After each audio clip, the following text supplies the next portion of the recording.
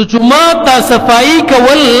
او جمعه صفا ساتل د دې توفیق الله هر چاله نه ورکي دا په کلی کې الله د یو چا انتخاب کوي الله یې منتخب کی چې تراشه زما د کور صفائی وکا تراشه زما د کور خدمت وکا د کم زین الله راولي الله په خپل کور صفا کی الله په خپل کور کې جارو وي الله په خپل کور خدمت کی زویم دا خوش نصیب انسان دی دا خوش قسمت انسان دی چې هغه په دې دور کې د الله د کور خادم دی هغه د الله د کور د صفائی خیل ساتي هغه د او د سونو د زی صفائی خیل ساتي هغه د جمعه د یو خیل ساتي دا خوش نصیب انسان دی چې الله په دې دور کې هغه له دا توفیق ورکړي چې کم مرګریم د جمعه د صفائی خیل ساتي چې کم مرګریم دل ترازی اكو ځوانان دي کاغه واړه دي که هر څوک دي الله دې په ژوند او زندګۍ کې خیر او برکت واچي الله دې چرتم نه بدرنګي دغه پزله کې چې څه قسم مراد دي او چې څه د الله نه غواړي الله ستاسو کور خادمان دي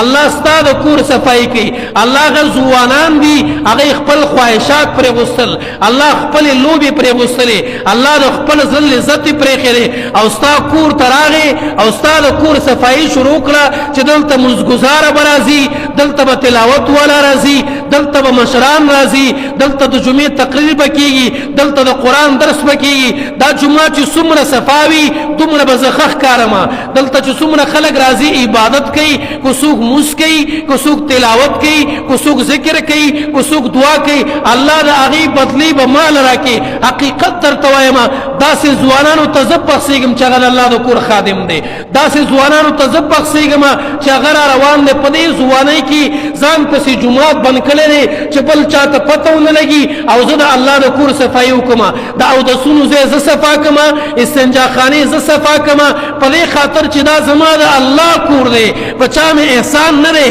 بچا مې زباتن نه ده زه په دې خاطر کوم چې دا د هغه ذات کور دی کم ذات چې 15 ټیمه سجده لګوما کم ذات چې اسمان پیدا کړي کم ذات چې زمکه پیدا کړي کم ذات چې مال رزق راکړي کم ذات چې مال زوالي راکړي دا کم ذات چې مال طاقت راکړي دی کم ذات چې مال قوت راکړي دی کم ذات چې مال سار راکړي دا کم ذات چې مال رزق راکړي کم ذات چې مال عزت راکړي دی کم ذات چې مال کامیابی راکړي دا د هغه ذات کور دی چې رب العالمین دی دا د هغه ذات کور دی چې د امام الانبیاء رب دی د دې صفائی زما لپاره فخر دی د دې صفائی زما لپاره افتخار دی ځواني خدا له چې د الله په کور لګي ځواني خدا له چې د الله په دین خدمت لګي په دې دور کې آفرین په عقب چوبانه آفرین په هغه ځوانانو باندې چې په دې دور کې موږ له جمعه صفا ساتي په دې زمانه کې د جمعه د صفائی خیر ساتي